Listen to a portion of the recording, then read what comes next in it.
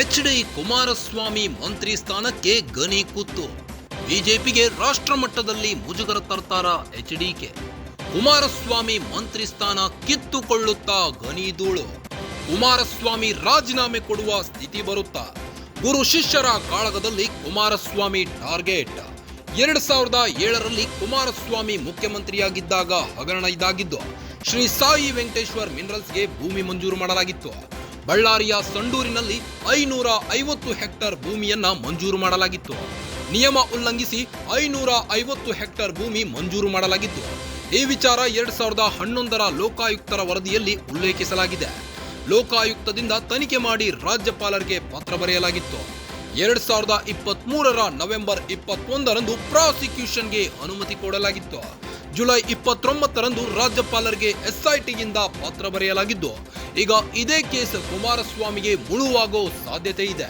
ಇದೇ ಕೇಸ್ ಮುಂದಿಟ್ಟುಕೊಂಡು ಕುಮಾರಸ್ವಾಮಿ ರಾಜೀನಾಮೆಗೆ ರಾಜ್ಯ ಸರ್ಕಾರ ಆಗ್ರಹಿಸಿದೆ.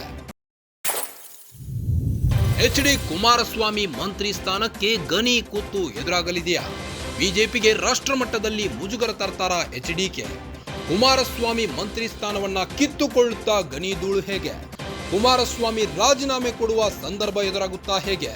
ಗುರು ಶಿಷ್ಯರ ಕಾಳಗದಲ್ಲಿ ಕುಮಾರಸ್ವಾಮಿಯೇ ಟಾರ್ಗೆಟ್ ಆಗಿದ್ದಾರೆ. 2007ರಲ್ಲಿ ಕುಮಾರಸ್ವಾಮಿ ಮುಖ್ಯಮಂತ್ರಿಯಾಗಿದ್ದಾಗ ಶ್ರೀ ಸಾಯಿ ವೆಂಕಟೇಶ್ವರ್ ಮಿನರಲ್ಸ್ಗೆ ಭೂಮಿ ಮಂಜೂರು ಮಾಡಲಾಗಿತ್ತು.